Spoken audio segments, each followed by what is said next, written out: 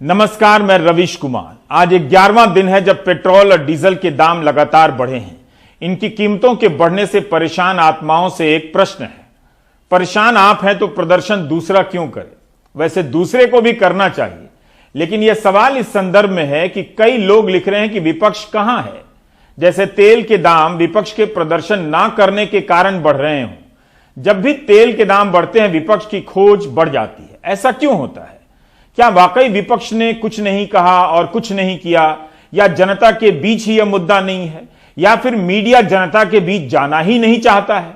कई लोग तो इस अधिकार से पूछते हैं जैसे पेट्रोल की कीमतों का विरोध करने के लिए घर से निकल पड़े थे, रास्ते में लोगों की भीड़ जमा थी, मगर कोई विपक्ष का नहीं मिला तो घर लौट आए।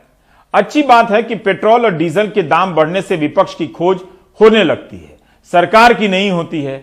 सरकार के लिए इससे अच्छी बात क्या हो सकती है? विपक्ष वाले भी सोच रहे होंगे कि 87 दिन से किसानों का आंदोलन चल रहा है। यह आंदोलन विपक्ष के भरोसे नहीं बना है। किसानों को लगा कि कानून उनके लिए ठीक नहीं, तो पंजाब के गांव-गांव में हफ्तों इसे लेकर जागरूकता अभियान चला। बहुत से लोग इसके कारण किसान संगठनों से पहली बार जुड़े।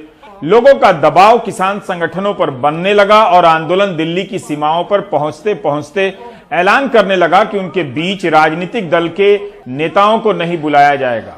बीजेपी के नेता तो वैसे भी नहीं आते, इसलिए इसका मतलब यही था कि विपक्ष के नेताओं को नहीं आने दिया जाएगा। 26 जनवरी के पहले तक किसान आंदोलन और विपक्षी नेताओं की दूरी बनी रही। अब बदल गई है, लेकिन फिर भी यह आंदोलन पूरी तरह से किसानों के ही हाथ में है। विपक्ष भी क्या करे?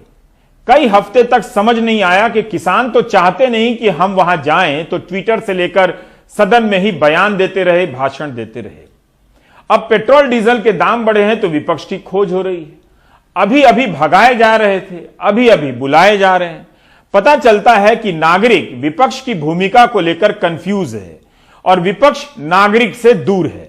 उपभोक्ता खोज रहे हैं कि विपक्ष कहां है, विपक्ष खोज रहा है कि अमिताभ और अक्षय कुमार कहां हैं। सब अपना अपना गम हल्का करने के लिए किसी ना किसी को खोजने में बिजी हैं और 100 रुपए लीटर पेट्रोल खरीद रहे हैं। महाराष्ट्र कांग्रेस के प्रदेश अध्यक्ष नाना पटोले साहब भी खोज रहे हैं। उनकी सरकार के समय पेट्रोल डीजल दाम बढ़ने लगते थे, तब तो अमिताभ बच्चन से लेकर अक्षय कुमार तक खूब बोला करते थे। अब ये लोग क्यों नहीं बोल रहे हैं? 70 रुपए पर इतने बयान आते थे, अब 90 से लेकर 100 रुपए पर किसी के बयान नहीं आते हैं। अमिताभ बच्चन और अक्षय कुमार को पेट्रोल की कीमतों पर बोलने के लिए खोजना एक अलग बात है, लेकिन उनकी फिल्मों की शूटिंग रोक देना यह कौन सा लोकतांत्रिक तरीका है? पटोले साहब, उम्मीद है राहुल गांधी नाना पटोले से यह बात पूछेंगे कि उन्होंने फिल्मों की शूटिंग रोक देने की बात क्यों कही। क्या यह बात उनके विरोधी दल की हरकतों से नहीं मिलती है? आपने देखा होगा कि जब मनमोहन सिंह साहब की सरकार थी केंद्र में, तब अमिताभ बच्चन जी हो, अक्षय कुमार जी हो, ट्वीट के माध्यम से पेट्रोल और डीजल के बारे में वो लोग बताते थे कि 25 और 30 रुपए का पेट्रोल आज ये लोग महंगा बेच रहे हैं।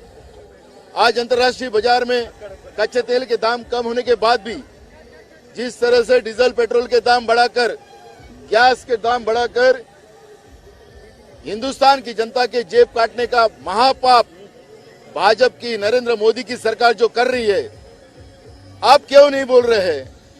अब अगर वो नहीं बोलेंगे या न्याय के विरोध में नहीं बोलेंगे तो हम महाराष्ट्र में अमिताभ बच्चन का शूटिंग, अभी अक्षय कुमार की शूटिंग या उनके पिक्चर भी रिलीज नहीं होने देंगे। यह भूमिका कांग्रेस लेंगी।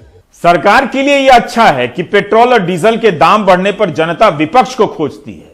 वह चाहती है कि विपक्ष इस मौके पर विपक्ष के होने का प्रदर्शन करे, उसका अभ्यास करे, प्रदर्शन करे कि वह प्रदर्शन कर सकता है। कई लोग तो इमोशन में बीजेपी के 2014 के समय के पोस्टरों को निकालकर पोस्ट करने लगते हैं। जब भी दाम बढ़ते हैं, यह पोस्टर निकल आता है, बहुत हुआ पेट्रोल डीजल की मार, अब की बार मोदी सरकार। आज के विपक्ष का पोस्टर या उसके नारे पसंद नहीं आ रहे तो लोग उस समय के विपक्ष के पोस्टर से ही काम चलाने लगते हैं। पेट्रोल डीजल के दाम हर बार बढ़ते गए तो स्कूटर खड़ा कर दिया, बस से चलने लगे। महंगाई को लगातार बढ़ाने वालों, जनता माफ नहीं करेगी। चलो हालात बदले, देश की सरकार बदले, भाजपा को वोट दे, अब की बार मोदी सरकार। अब तो 2014 की तुलना में रेट 20 रुपए से अधिक हो चुके हैं, लेकिन 2015 में जब दाम कम हुए थे तब प्रधानमंत्री ने इसे अपने नसीब से जोड़ दिया था। तब प्रधानमंत्री को नहीं पता था कि एक दिन 100 रुपया लीटर हो जाएगा। मुझे बताइए, पेट्रोल के दाम कम हुए कि नहीं हुए? ऐसे नहीं, पूरी ताकत से बताइए, पेट्रोल के दाम कम हुए कि नहीं हुए? डीजल के दाम कम हुए कि नहीं हुए? आपके जेब में थोड़ा बहुत पैसा बचने लगा कि नहीं बचने लगा? आपका फायदा हुआ कि नहीं हुआ? अब हमारे विरोधी लोग कहते हैं कि ये तो मोदी नसीब वाला है, इसलिए हुआ है। अब मुझे बताइए, आपको नसीब वाला चाहिए कि कम नसीब चाहिए? चलो भाई, मान लिया नसीब वाला है, लेकिन रुपया तो आपकी जेब में बचा ना। अगर मोदी का नसीब देश की जनता के काम आता है तो इससे बढ़िया नसीब की बात क्या होती है भाई? ये देश का दुर्भाग्य रहा। अगर नसीब के कारण पेट्रोल के दाम कम होते हैं, अगर नसीब के कारण डीजल के दाम कम होते हैं, अगर नसीब के कारण सामान्य मानवी के जेब के पैसे बच जाते हैं, तो फिर बदनसीब को लाने की जरूरत क्या है मेरे भाइयों? पेट्रोल सस्ता हो जाए इससे मतलब होना चाहिए, नसीब और बदनसीब से नहीं। राहुल गांधी से लेकर तेजस्वी यादव नियमित रूप से पेट्रोल की कीमतों को लेकर ट्वीट करते रहते हैं और बयान देते हैं। राहुल गांधी 1 जनवरी से लेकर अब तक इस मसले पर 8 बार ट्वीट कर चुके हैं। आज भी राहुल गांधी ने ट्वीट किया है कि वो जुमलों का शोर मचाते हैं, हम सच का आईना दिखाते हैं। इस ट्वीट में एक नोट है जिसमें लिखा है कि इस साल 19 बार तेल की कीमतें बढ़ चुकी हैं। जून 2014 में जब मोदी सरकार सत्ता में पहली बार आई, तब कच्चे तेल की कीमत ग्लोबल मार्केट में $93 प्रति बैरल थी। तब पेट्रोल की कीमत भारत में 71 रुपए लीटर और डीजल 57 रुपए के करीब। लेकिन करीब 7 साल बाद कच्चे तेल का दाम $30 कम होकर $63 प्रति बैरल पर है। फिर भी पेट्रोल सेंचुरी बना रहा है और डीजल उसके पीछे पीछे चल रहा है। साल 2021 में अब तक तेल की कीमतें 19 बार बढ़ाई गई हैं, मतलब 45 दिन में 19 बार कीमतों में इजाफा। इस दौरान पेट्रोल 5 रुपए 28 पैसे प्रति लीटर महंगा हो चुका है। 15 फरवरी 2020 से 15 फरवरी 2021 के बीच पेट्रोल 17 रुपए प्रति लीटर और डीजल 14 रुपए से अधिक प्रति लीटर महंगा हो चुका है। इसके बाद भी सारा कसूर आज के विपक्ष का है। अगर आज का विपक्ष पेट्रोल और डीजल के दाम का पुरजोर विरोध करता तो लोगों को बीजेपी की याद नहीं आती। इस लिहाज से बीजेपी को भी प्रेस कॉन्फ्रेंस करनी चाहिए कि कहां है विपक्ष, आप क्यों नहीं पेट्रोल डीजल के दाम का विरोध करते हैं? आपके प्रदर्शन नहीं करने से लोग हमें विपक्ष के रूप में देख रहे हैं, जबकि हम सरकार में। बस ये ना कहे कि हमने विपक्ष को एक्सपोज करने के लिए दाम बढ़ाए हैं। हमारे सहयोगी सौरभ शुक्ल ने कुछ लोगों से बात की कि आखिर विपक्ष को क्या करना चाहिए। कोई विपक्ष नहीं है इंडिया में, कोई भी, खाली बीजेपी अपनी मनमानी कर रही है। कुछ भी करो, विपक्ष कुछ नहीं कर रहा, कुछ नहीं कर रहा। विपक्ष सड़कों पर होना चाहिए, वो नहीं, सड़कों पे होना चाहिए, वो नहीं हो पा रहा बिल्कुल भी। अच्छा, तो विपक्ष में कौन है? बाकी तो सरकार सबका अपना अपना बना हुआ, विपक्ष है कौन? सबका तो बहुमत से ही बना हुआ है, विपक्ष कौन है इसका? विपक्ष स्ट्रॉन्ग है ही नहीं, विपक्ष है ही नहीं आज की डेट में। विपक्ष स्ट्रॉन्ग होता तो इतना होता ही नहीं, जबकि इंटरनेशनल मार्केट में इतना रेट इंक्रीज हुआ नहीं जितना यहाँ हो रहा है। आपको लग रहा है विपक्ष ये मांग उठा नहीं रहा है सड़कों पर? नहीं, वो शांत बैठे, उनको कोई दिक्कत नहीं है। विपक्ष ही नहीं है, सबसे बड़ी बात तो यही है। अच्छा, आम आदमी तो मर ही गया इस चीज़ के लिए। गैस का देख लो ना आप, कई दिन में कितने बढ़ गए, 70 रुपए गए सीधे। दाम विपक्ष ने नहीं बढ़ाए हैं, खोज उसकी हो रही है। सरकार के लिए इससे अच्छी बात क्या हो सकती है? लेकिन क्या वाकई विपक्ष कुछ नहीं कर रहा है, या दिखाया नहीं जा रहा है, छापा नहीं जा रहा है, या मीडिया अब जनता के घर घर जाकर महंगाई पर अब रिपोर्ट नहीं बना रहा है? जब आप विपक्ष को खोजते हैं तो पता करने का प्रयास भी कीजिए कि पेट्रोल डीजल के दाम बढ़ने पर किसने क्या कहा और क्या किया है। शकील अहमद खान कांग्रेस के विधायक हैं। बिहार विधानसभा सत्र के पहले दिन हाथ में लकड़ी की गठरी लिए आ गए। साथ में एक पोस्टर भी है जिसमें 2014 और आज की कीमतों की तुलना है। क्या शकील अहमद खान बाहर सड़क पर चल रहे होते तो महंगाई से त्रस्त जनता उनके पीछे पीछे चलने आ जाती? अगले दिन शकील अहमद खान का अच्छा खासा समय यह पता करने में जाने वाला है कि उन्होंने प्रदर्शन किया तो कहीं छपा भी कि नहीं, कहीं आया भी कि नहीं। राजद के भी कुछ विधायक साइकिल से आ गए, जैसे कभी बीजेपी के विधायक साइकिल चलाया करते थे। बीजेपी के सारे विधायक कार से आए। 10 दिनों में 10 बार पेट्रोल डीजल का दाम बढ़ाया गया है। जब से मोदी सरकार आई है, इस टैक्स के एक्साइज ड्यूटी के नाम पर पेट्रोल डीजल के सिर्फ नाम पर 20 लाख करोड़ रुपया की वसूली देश की जनता से किया गया है। 1 लाख करोड़ रुपया में पूरे बिहार का कायाकल्प होता है हर साल, और ये 20 लाख करोड़ रुपया वसूला गया है।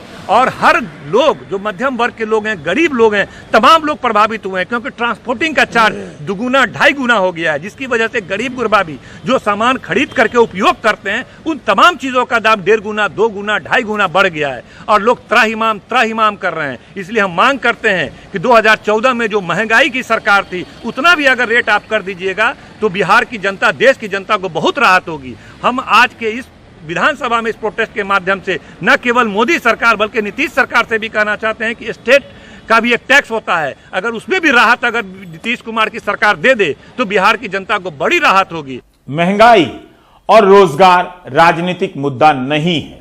रोजगार के सवाल के बीच आप हिंदू मुस्लिम टॉपिक डाल दीजिए, पता भी नहीं चलेगा कि रोजगार की बात कहां गई। राजनीति बदल चुकी है, उसके मुद्दे भी बदल गए हैं। धार्मिक पहचान से बड़ा कोई मुद्दा नहीं है। राजनीति धार्मिक पहचान की स्थापना के लिए हो रही है। अजान या पूजा में लाउडस्पीकर बजाने को लेकर होने वाले झगड़े पर एक पूरे राज्य का चुनाव निकल सकता है, निकल जाता है। जाहिर है मुद्दे आर्थिक और अन्य मुद्दों की राजनीति समाप्त हो गई है। विपक्ष अगर दिखाई भी देता तो भी इससे ना तो राजनीति में धार आती, ना सरकार पर दबाव पड़ता। पर यह सवाल अच्छा है कि रोजगार और महंगाई के सवाल पर सरकार पर जनता के किसी दबाव का असर क्यों नहीं होता है? क्या जनता वाकई 100 रुपए लीटर तेल खरीदकर परेशान नहीं है? यह तो वही बता सकती है। अनुराग द्वारी ने मध्य प्रदेश के कैबिनेट मंत्री से पूछा तो प्रधानमंत्री को बधाई देने लगे कि उन्होंने भाव पर नियंत्रण किया हुआ है। देखिए, आगे आने वाले दिनों में मैं नरेंद्र मोदी जी को बहुत बधाई दूंगा कि उन्होंने इस अंतर्राष्ट्रीय जो भाव हैं उस पर हमारा कंट्रोल हो, उसकी व्यवस्था की है। जिस प्रकार से सोलर का उपयोग आगे आने वाले समय में परिवहन पर होगा, जिस प्रकार से इलेक्ट्रॉनिक और इलेक्ट्रिकल गाड़ियां देश में लाने का मोदी जी का निर्णय है, वो निश्चित रूप से अंतर्राष्ट्रीय जो बाजार है उस पर हमारे नियंत्रण को और मजबूत करेगा। आम लोग तो बस से चलते हैं, ट्रेन से चलते हैं, तो खास लोग आपको गाड़ी से तो सर उसका भाड़ा में परिवर्तन भाड़ा तो बढ़ेगा ना सर, भाड़ा तो बढ़ेगा ना, प्रभाव तो पड़ ही रहा है। आंशिक रूप से थोड़ा सा बढ़ सकता है। त्राहिमाम कर रही है जनता। नहीं, ऐसी बात नहीं है कि जनता त्राहिमाम कर रही है, नेता त्राहिमाम कर रहे हैं। तो जनता को भी तो असर पड़ेगा सर, आप बोल रहे हैं। जनता जो आ जाती है, आदत हो जाता है, सरकार जो बजट लाती है उसको महसूस करती है कि बजट जो आया है तो किसी कारणवश आया है। मंत्री जी कह रहे हैं कि भाव पर कंट्रोल और प्रधानमंत्री बधाई के पात्र हैं। सुना आपने? प्रधानमंत्री से अनुरोध है कि इसे गंभीरता से ना लें और खुद दावा ना करें कि उन्होंने भाव पर नियंत्रण किया है, इसलिए पेट्रोल 100 रुपए मिल रहा है, वरना 200 रुपए मिलता। विपक्ष भी कुछ करने के लिए भारी दबाव में है। कुछ नया करने को नहीं मिल रहा तो सारा कुछ वही कर रहे हैं जो बीजेपी करती थी। नया करे भी तो क्या करे? मोटरसाइकिल की अर्थी निकाली जा रही है, गैस के सिलेंडर को लेकर प्रदर्शन हो रहे हैं। यहां तक कि जिस साइकिल को चलाकर बीजेपी के नेता शिवराज सिंह चौहान कभी विधानसभा जाया करते थे, उस साइकिल की भी खोज हो रही है। कांग्रेस ने पूछा है कहां गई वो साइकिल? कम से कम मुख्यमंत्री शिवराज सिंह चौहान को वो साइकिल कमलनाथ को दे देनी चाहिए कि लीजिए अब आप चलाइए। कहां गई वो साइकिल, ने कहां पंचर हो गई? ये कमलनाथ जी ने भी पूछा है। कुल मिलाकर जब डीजल के भाव बढ़ते हैं तो किसान परेशान और ट्रांसपोर्टेशन बढ़ जाता है। महंगाई लगातार बढ़ जाती है, वो बढ़ रही है। कोरोना काल में लोग परेशान हैं, काम धंधे बंद हो गए, नौकरियां चली गई और ऊपर से डीजल पेट्रोल की मार और रसोई गैस की मार। ये कुल मिला के भारतीय जनता पार्टी केवल मुंगरी लाल के सपने दिखा रही है कि जब इलेक्ट्रिक ट्रेन और ये आएंगे तो डीजल पेट्रोल के भाव बढ़ जाएगा। अरे आज तो लोग परेशान हैं, इसका जवाब चाहिए। और हम लोग 22 तारीख को जब विधानसभा सेशन चलेगा साइकिल से जाएंगे। पेट्रोल और डीजल के दाम पहले भी बढ़ते रहे हैं, इस समय इसका असर पहले से कहीं घातक है। करोड़ों लोगों की नौकरी चली गई है, जिन्हें काम मिला भी है उन्हें कम सैलरी पर मिला है। बहुत से लोगों को महीनों से सैलरी नहीं मिली है। ऐसे लोग अपनी बचत से ही काम चला रहे होंगे, दिनों दिन गरीब हो रहे होंगे। फील्ड से रिपोर्टिंग न के बराबर होने के कारण आप नहीं जानते कि उज्ज्वला योजना के तहत जिन गरीबों को गैस के सिलेंडर दिए गए, क्या वो 800 रुपए का सिलेंडर खरीद पा रहे हैं? क्या मिडिल क्लास 800 रुपए का सिलेंडर खरीद पा रहा है? पिछले 2 महीने से वे गैस के सिलेंडर पर खाना बना रहे हैं या लकड़ी के चूल्हे पर लौट आए हैं? मोदी ने कह रखी है, क्या कहता फ्री में सिलेंडर कहाँ आए?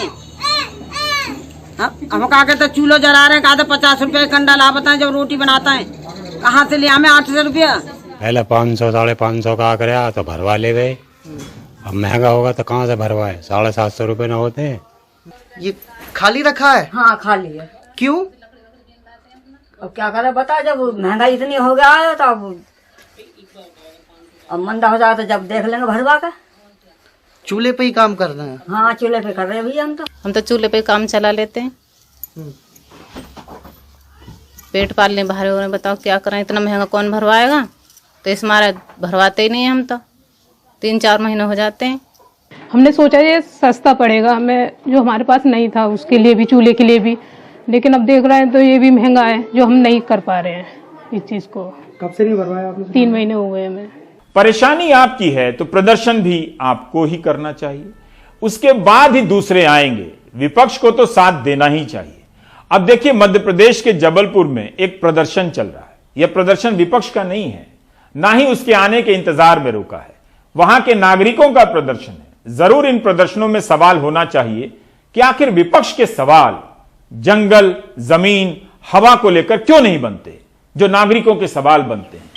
डुमना जंगल 1800 एकड़ में फैला है। 150 साल पुराना यह जंगल जबलपुर के आसपास की जलवायु का पहरेदार है। 2005 में डुमना में IIT बना, उसके बाद से यहां कई तरह की योजनाओं की आधारशिला रखी जा रही है। 5 सितारा होटल बनने वाले हैं, अंतर्राष्ट्रीय स्टेडियम बनने की बात हो रही है। इस कारण जंगलों की कटाई भी हो रही है, तो उसे रोकने के लिए 15 से 25 साल के युवाओं का समूह विरोध प्रदर्शन कर रहा है। कानूनी मदद देने के लिए 4-5 वकीलों का एक समूह भी है। विकास के नाम पर गतिविधियों के बढ़ने से वन्य जीवों पर बुरा असर पड़ेगा। युवा चाहते हैं कि विकास हो, लेकिन जंगलों की कीमत पर नहीं। इसलिए मांग कर रहे हैं कि डुमना में कोई निर्माण ना हो, इसे हरित पट्टी के रूप में रहने दिया जाए। प्राकृतिक जंगलों की भरपाई आप वृक्षारोपण से नहीं कर सकते हैं। तो इस तरह आपने देखा कि जिन्हें लगता है कि कुछ सवाल गलत हैं, तो प्रदर्शन भी वे खुद ही करते हैं। हम समझ सकते हैं कि पेड़ जरूरी हैं, और हम चाहते हैं कि हमारी अथॉरिटीज भी समझ पाएं कि जिस पेड़ को 100 साल लगे ग्रो करने को, उसको 10 सैपलिंग्स रिप्लेस नहीं कर सकते। डेवलपमेंट प्लान्स कहीं और भी किए जा सकते हैं, ना कि एक ऐसे जोन में जो कि जबलपुर का लंग कहलाता है, जहां से हमें जबलपुर की जनता के लिए शुद्ध वायु मिलती है। 11 फरवरी को लोकसभा में राहुल गांधी ने किसान आंदोलन में 200 किसानों की मौत पर 2 मिनट का मौन रखा। इसके विरोध में बीजेपी के 3 सांसदों ने विशेषाधिकार हनन का नोटिस दिया है, क्योंकि मौन रखना असंसदीय बर्ताव बताया गया है। आज बिहार विधानसभा में जैसे ही विपक्ष के नेता तेजस्वी यादव ने मृतक किसानों के बारे में शोक प्रस्ताव पास करने का अनुरोध किया, विधानसभा अध्यक्ष विजय सिन्हा ने सदन स्थगित कर दिया। लेकिन उसके पहले यह जरूर कहा कि वे सदन की तरफ से शोक प्रस्ताव भेज देंगे। मैं अपनी तथा संपूर्ण सदन की ओर से शोक संतप्त परिवार के पास संदेश भेजवा दूंगा। शोक संतप्त किसान जो शहीद हुए हैं महोदय किसान आंदोलन में, अब सभा की बैठक सोमवार दिनांक 22 फरवरी 2021 को 11 बजे पूर्वाह्न तक के लिए स्थगित की जाती है। किसान नेता राकेश टिकैत ने कहा है कि आंदोलन वापस नहीं होगा, भले ही एक फसल में आग लगानी पड़े तो लगा देंगे। काफी सख्त बयान है। फसलों पर इतना जुल्म क्यों? क्या महापंचायतों के कारण अब दिल्ली की सीमाओं पर आंदोलन कमजोर होने लगा है? भारतीय किसान यूनियन के हरियाणा के प्रदेश अध्यक्ष गुरनाम सिंह चढ़ूनी ने अनुरोध किया है कि हरियाणा और पंजाब में खाप पंचायतों का दौर बंद कर दिया जाए। यहां जागरूकता की कोई कमी नहीं है। इसके बजाय यूपी, राजस्थान और अन्य प्रदेशों में महापंचायतें तेज की जाएं। मैं अनुरोध करूंगा कि हरियाणा और पंजाब से ये पंचायतें सभी भाई बंद कर दें। खापों वालों से भी अनुरोध करूंगा और आम सभी भाइयों से अनुरोध करूंगा कि हरियाणा में और पंजाब में कोई पंचायत ना रखवाए, बाकी दूसरे स्टेटों में रखवाएं, क्योंकि हमारे पास भी दूसरे स्टेटों में जाने का टाइम फिर कम रह जाता है। जब हरियाणा और पंजाब वाले भाई पंचायतें रखते हैं तो हरियाणा और पंजाब वाले भाई तो ज़्यादा ध्यान धरनों पे दें, वहाँ पे सिस्टम बनाएं कि हर गांव से इतने आदमी वहाँ पे परमानेंट रहेंगे। क्या किसान नेता अपने आंदोलन को गांव-गांव तक पहुंचा पाएंगे अपने दम पर? उत्तर प्रदेश में भी महापंचायतें कुछ कम नहीं हुई हैं, हालांकि ज्यादातर पश्चिम में हुई हैं। पश्चिम यूपी के इलाके में राजनीतिक दल भी अपनी पहुंच बनाने के लिए महापंचायतों की होड़ कर रहे हैं। कांग्रेस महासचिव प्रियंका गांधी 20 फरवरी को मुजफ्फरनगर के बघरा गांव की महापंचायत में शामिल होने जा रही हैं। उधर राजस्थान में आज जयपुर के पास चाकसू तहसील के कोटखावदा में सचिन पायलट की महापंचायत हुई। इसका आयोजन कांग्रेस के ही विधायक वेद प्रकाश सोलंकी ने किया। इस महापंचायत में नरेश मीणा भी शामिल हुए। बड़ी संख्या में लोग मौजूद थे। दौसा में सबसे पहले सचिन पायलट ने महापंचायत में हिस्सा लिया था। उसके बाद भरतपुर में भी महापंचायत की है। इसके पहले मुख्यमंत्री अशोक गहलोत और राहुल गांधी के साथ महापंचायत में भी सचिन हिस्सा ले चुके हैं। और यहाँ मैं कहता सारी संपत्ति हमारी। राजनीतिक दलों की महापंचायतों में राष्ट्रीय लोक दल के नेता जयंत चौधरी बाजी मार चुके हैं। राकेश टिकैत के रोने की घटना से पहले से ही जयंत चौधरी ने महापंचायतें शुरू कर दी थी। 12 जनवरी, 19 जनवरी, 23 और 28 जनवरी को 5 महापंचायतें कर चुके थे। 28 जनवरी को जब टिकैत ने आंदोलन को नया तेवर दिया, उसके बाद से अब तक जयंत चौधरी 18 महापंचायतें कर चुके हैं। जयंत ने अगले ही दिन 29 जनवरी को मुजफ्फरनगर में महापंचायत की थी। एक एक जिले में कई महापंचायत कर चुके हैं। मथुरा में ही गोवर्धन, छाता, बलदेव, माठ, कोसीकला और मगोर्रा में महापंचायतें कर चुके हैं। सारी पंचायतें उनकी पार्टी के बैनर तले हो रही हैं और पश्चिम यूपी में हो रही हैं। यह सारा इलाका बीजेपी का ही है। बीजेपी के सांसदों और विधायकों का दबदबा है। अभी तक बीजेपी की तरफ से काउंटर रैलियों का ऐलान नहीं हुआ है। जयंत की महापंचायतों में काफी लोग आ रहे हैं। इन महापंचायतों में 2013 के दंगों का जिक्र आ रहा है। उस समय की बातों को लेकर अफसोस जाहिर किया जा रहा है। क्या वाकई इस अफसोस के सहारे जयंत उस सामाजिक एकता को बना पाएंगे जो दंगों के कारण बिखर चुकी है? किसान महापंचायतों में पश्चिमी उत्तर प्रदेश में सबसे ज्यादा जो भीड़ आ रही है वो आ रही है जयंत चौधरी की महापंचायतों में। जयंत चौधरी हमारे साथ हैं। करीबन 20 से ज्यादा इन्होंने किसान महापंचायतें की हैं 15 से 20 दिनों के टाइम में। जयंत जी, जबरदस्त भीड़ आ रही है महापंचायतों में आपकी। लोग ये कहने लग गए कि पश्चिमी उत्तर प्रदेश में जो आरएलडी जमीन पर वोट्स तो मिले आपको, लेकिन सीटें नहीं मिली आपको, तो कहीं ना कहीं किसानों के बहाने आप लोग अपनी राजनीति बेटर कर रहे हैं, अपनी जो खोई हुई जमीन है उसको वापस पाने में लगे हुए हैं। आरोप लगाया जा रहा है आप लोगों पर। देखिए, हमारा तो मुख्य वोट बैंक किसान ही था और हमेशा ही था। हमारी तकदीरें जो है बदली, उतार चढ़ाव आए, हर पार्टी के उसमें आते हैं, हर आदमी के जीवन में आते हैं, लेकिन हमारी सामाजिक जिम्मेदारियां तो हैं ना। अब जब किसानों पे जिस तरह से सरकार ने एक तरह से उन पे वार किया है और उनका अपमान कर रही सरकार, अब 3 महीने हो गए हैं, किसानों की अभी भी सुनवाई नहीं हो रही। सरकार तो ये कह देती है कि हमने 10 बार 11 बार बैठक कर ली है और अब और ऐसा लग रहा है कि और अड़ियल होती जा रही है सरकार। बिल्कुल उन्होंने हार्डन कर दिया अपना स्टांस। तो ऐसे में सभी राजनीतिक पार्टियों को, और हम लोग समाज का भी हिस्सा हैं, हमारी जिम्मेदारी थी कि उस आंदोलन को हम संगठित करें, उसको धार दें और सरकार को एहसास दिलाएं कि ये एक क्षेत्रीय आंदोलन नहीं है, ये एक जातीय आंदोलन नहीं है, ये एक बहुत बड़ा आंदोलन है, राष्ट्रव्यापी आंदोलन है। और जब तक राजनीतिक चोट का एहसास उनको हम नहीं देंगे, कोई भी सरकार बहुमत पे है, दूसरी बार लौट के आए हैं, they are very very self assured, they are very self confident, Modi ji को लगता ही नहीं है कि कहीं वो चुनाव हार सकते हैं।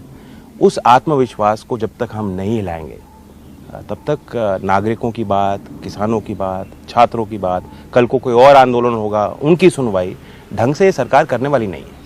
जयंत जी, क्या आप मानेंगे 2013 के मुजफ्फरनगर दंगों के बाद कहा जाए जो राष्ट्रीय लोकदल है, आपके ग्रैंडफादर चौधरी चरण सिंह जी, आपके फादर चौधरी अजीत सिंह जी स्टालवर्ट लीडर्स हैं, अब आप देख रहे हैं सारा काम, आपको लगता है दंगों के बाद जो ट्रेडिशनल वोट था आरएलडी का, जाट मुस्लिम कॉम्बिनेशन बाकी जाति ही मिलती थी, वो कहीं ना कहीं शिफ्ट हो गया, पोलराइजेशन हुआ, उसका आरएलडी को बहुत नुकसान हुआ और इस किसान आंदोलन ने जाट मुस्लिम सबको हटा करके सबको किसान बनाने की कोशिश की है, तो आप लोगों को भी लगता है कि नहीं इस बहाने आपकी वापसी हो जाएगी? देखिए, मैं आपको सच बताऊं, वोट के पीछे बहुत बड़ा विश्वास होता है और बहुत कॉम्प्लेक्स सिस्टम है, कोई भी प्रिडिक्ट नहीं कर सकता वोटर कहाँ जाएगा, क्या होगा।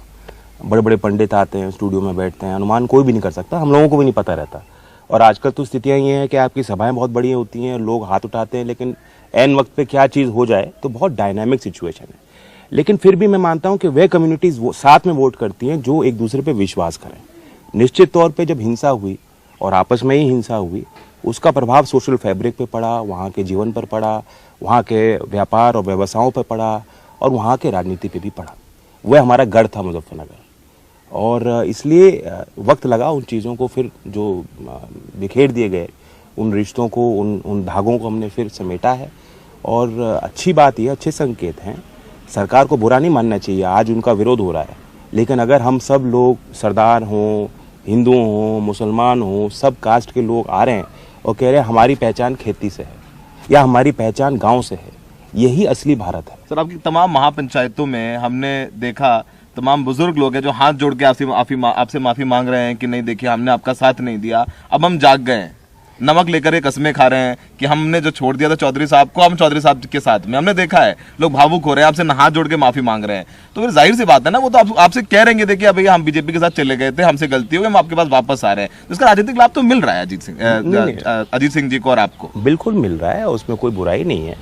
जब हाथरस की घटना हुई थी उसके बाद हमने मुजफ्फरनगर में ही पंचायत करी थी और मैंने ही मन से कहा था कि जो लोग बीजेपी में चले गए, मैं उनकी तरफ हाथ बढ़ा रहा हूँ, हमें चाहिए, उनकी आवश्यकता है, ये वक्त है, ये कमजोरी का वक्त है हमारे लिए भी और समाज के लिए भी। तो वो इमोशनल पिच मैंने भी किया है। और politics is never devoid of emotion, ना ही पहचान के बगैर कोई राजनीति होती है। सवाल ये, आप हिंदू मुसलमान की पहचान को लेकर जाना चाहते हो या आप किसान की पहचान को लेकर जाना चाहते हो? हमने दूसरा रास्ता चुना है, किसान का। ब्रेक में जाने से पहले फाइन तंत्र की बात। जब मोटर व्हीकल एक्ट आया तब जुर्माना की राशि को लेकर एक प्राइम टाइम में हमने चर्चा की थी कि क्या ट्रैफिक नियमों को लागू करने का यही एकमात्र तरीका है? अगर है तो फाइन की राशि कितनी होनी चाहिए? ओला उबर के कई चालक मिलते हैं जो साधारण लोग होते हैं, कहते हैं कि महीने की कमाई फाइन में चली जाती है। सड़क की डिजाइन खराब हो, लाल बत्तियों की पोजीशन स्पष्ट ना हो तो इसके लिए कोई बात नहीं होती। आज दिल्ली पुलिस ने बताया कि दिल्ली शहर के लोगों ने नए मोटर व्हीकल एक्ट के तहत 124 करोड़ का जुर्माना दिया है। यह छोटी राशि नहीं है। इसी तरह कोविड-19 के नियमों का पालन ना करने पर दिल्ली के लोगों से 45 करोड़ से अधिक की राशि जुर्माने के तौर पर वसूली गई।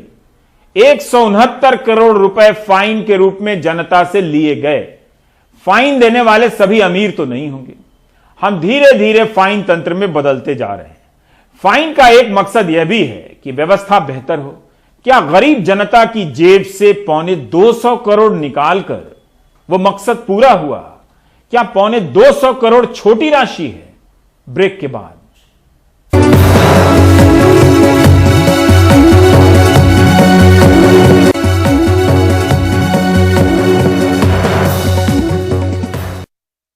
क्या इस दुनिया के बाहर भी कोई दुनिया है, हमारी तरह बोलने, हंसने, रोने, खुश होने और दुखी होने वालों की दुनिया?